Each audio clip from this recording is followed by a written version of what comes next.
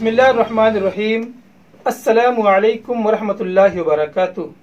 गुल बूटे के प्रोग्राम दीन और दुनिया में आपका इस्तकबाल है। आज का उन्वान है तलाक देने का शरई हुक्म, जिसे पेश कर रहे हैं all India Muslim personal law board के रुकन काजी मुफ्ती मोहम्मद फैयाज आलम कासमी। नहमदुहु व नुसल्ली अला रसूलिहिल करीम, अम्मा बाद। मुहतरम नाज़रीन किराम, इस्लाम में निकाह की हैसियत एक मुआहदे की है, जिसमें दो मर्द औरत एक दूसरे के हुकूक को अदा करने का अहद करते हैं। यही वजह है कि निकाह इजाब व कबूल के ज़रिए मुनाकिद होता है। इस्लाम में दूसरों के हुकूक को अदा करने की बड़ी ताकीद आई है, हत्ता कि अगर साहिब हक़ ने माफ़ नहीं किया तो अल्लाह ताला भी इस गुनाह को माफ़ नहीं करेंगे और क़यामत के दिन उससे उसका बदला दिलवाया जाएगा। ये भी एक नाकाबिल इनकार हकीकत है कि जब दो मर्द औरत एक दूसरे से निकाह के ज़रिए मरबूत होते हैं तो उनके दिलो दिमाग मुख्तलिफ होते हैं, उनकी सोच व फ़िक्र में फ़र्क होता है, उनका रहन सहन और तौर व तरीक़ा मुख्तलिफ होते हैं। इन्हीं वजूहात की वजह से उन दोनों के दरमियान हर मामले में 100% हम आहंगी और बराबरी होना नामुमकिन होता है। ये वजह है कि रिश्ता बाज़ दफ़ा बजाय राहत व सुकून के दर्द सरी और एक मुसीबत की शक्ल इख्तियार कर लेता है।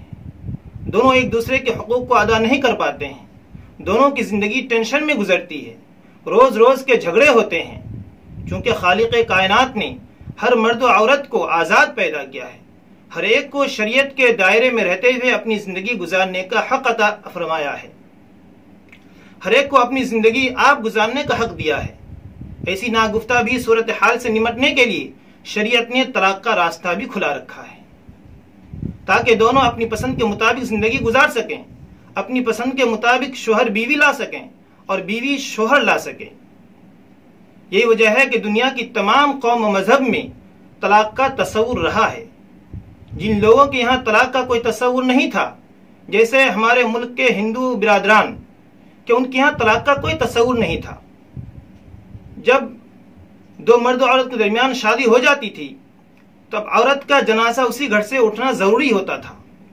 मर्द चाहे अपनी बीवी के साथ जुल्म सितम करे, उसके साथ गालम गलोच और मारपीट करे, मर्द चाहे कितना ही जालिम व जाबिर क्यों न हो, वो शराबी और कबाबी क्यों न हो, वो नाहंजार और बेवफा क्यों न हो, हर सूरत में बीवी के लिए ज़रूरी था कि अपने शोहर के साथ ज़िंदगी गुजारे और उसका जनाजा उसी घर से उठे, अपने शोहर की इताअत व फरमाबरदारी करे और अपने शोहर के कदम चूमे,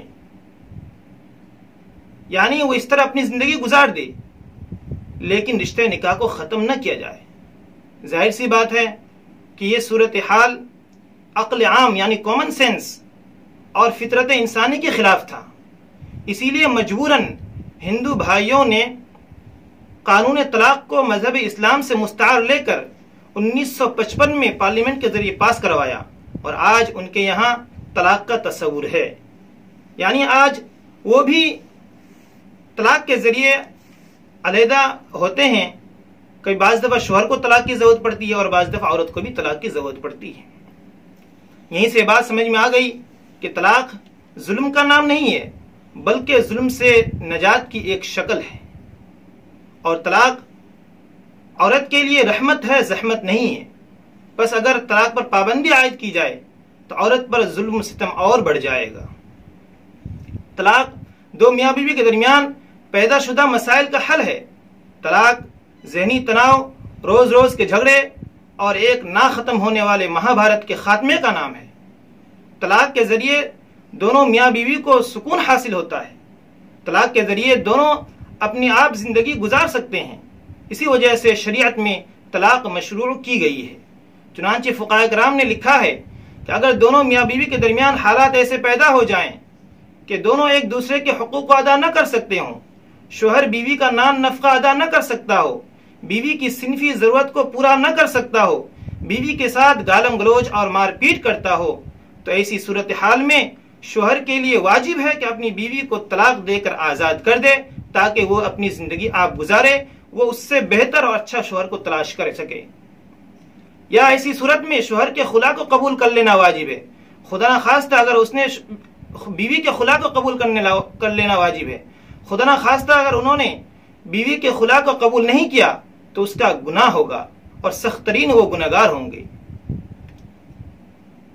इसी तरह अगर बीवी अपने शोहर के हुकूक को अदा न करती हो, बीवी शोहर को ज़हनी या जिस्मानी तकलीफ देती हो, बार बार मैका चली जाती हो, मैका जाकर वापस न आती हो, इसी तरह अपने शोहर के साथ गालम गलोज और मारपीट करती हो, बार बार धमकी देती हो, मियाँ बीवी के हुकूक अदा न हो पाते हों, तो ऐसी सूरत में शोहर की जिंदगी टेंशन वाली गुजरेगी और इस वजह से शोहर दूसरों के हुकूक भी अदा न कर सकता हो। तो ऐसी सूरत हाल में फुक़हा किराम ने लिखा है कि ऐसी बीवी को तलाक दे देना मुस्तहब है, ताकि शोहर बीवी की तरफ से होने वाले जुल्म से नजात हासिल कर सके और सुकून की जिंदगी गुजार सके।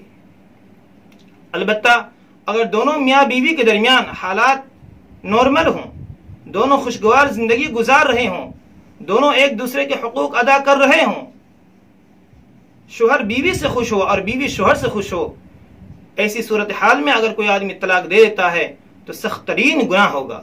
ऐसी सूरत हाल में तलाक देना हराम और ममनू है।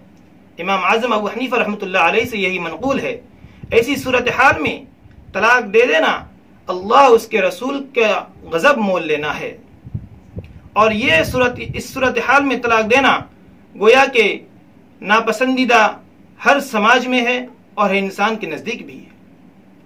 शरीयत का यही हुक्म 1400 साल से चला आ रहा है और इंशाअल्लाह आइंदा भी यही हुक्म रहेगा।